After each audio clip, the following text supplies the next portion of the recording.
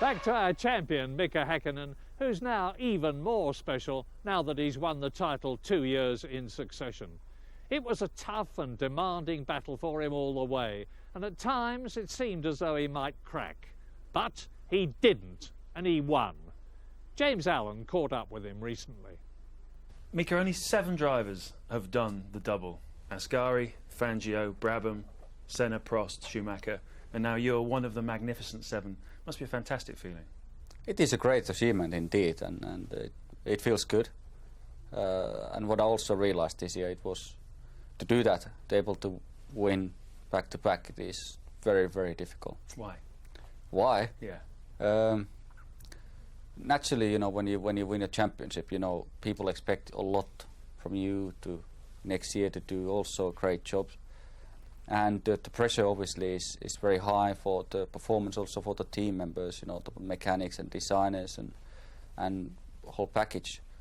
And so the failures, if, you know, and always there will be some failures and mistakes, they are much more difficult to take, you know, because people don't expect, you know, the team or the driver to do mistakes because they won already one world championship, so everybody expecting the team to do a great job, and that's one of the reasons. Very, very difficult. But did it make it worse that everybody was saying, oh, well, Michael Schumacher's out when he went and crashed out at Silverstone? Now it's a foregone conclusion that Mika Hakkinen is going to win this world championship. Did that make it worse?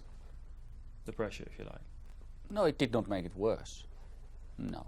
You can look the situation very different angle, certainly. First of all, Michael's accident was very bad.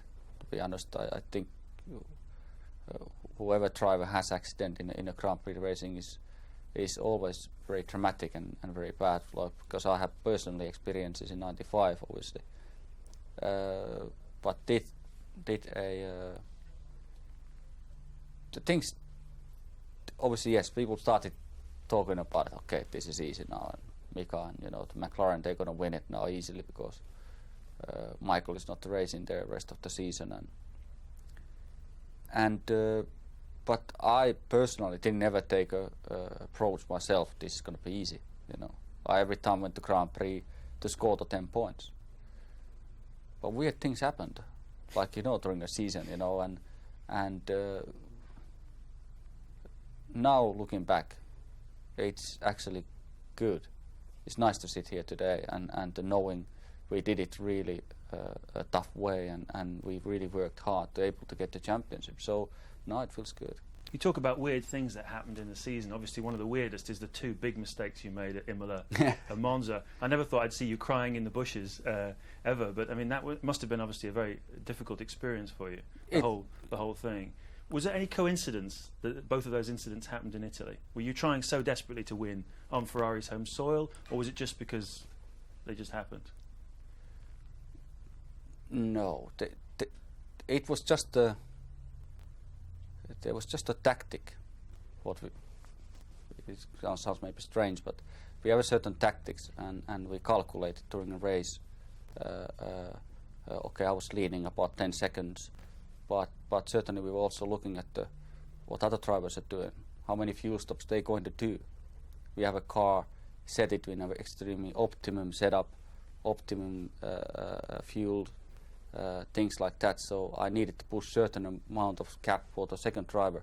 Otherwise, when I stopped, they can overtake me if they, example, in a one stop. So I was pushing very hard, and I would say that was, you know, I was racing a lot against the clock. What did you learn about yourself from that experience, particularly Monza?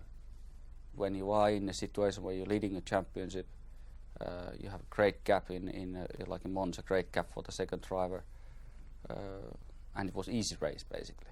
The car was fantastic, and then when the situation like that happens, it is really depressing, and it really takes, you know, you give everything to type of weekend like that. You give everything psychologically, physically, and then when you fail in a silly mistake, what I did, it was just too much to take, and then the emotions takes the power of you, and then you just break up.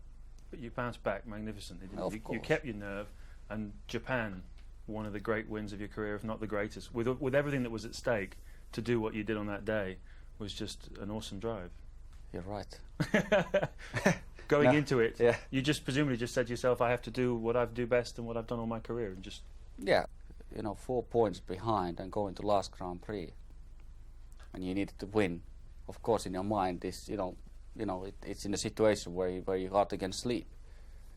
But I really took the different approach. I really changed my tactics, what I normally do for the Grand Prix. I changed my completely psychological my tactics, how I will approach the weekend, how I will do the race, and it worked.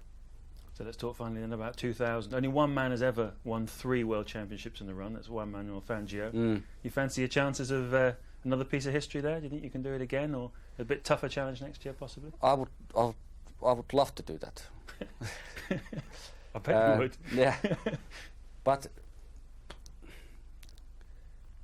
I don't know yet what kind of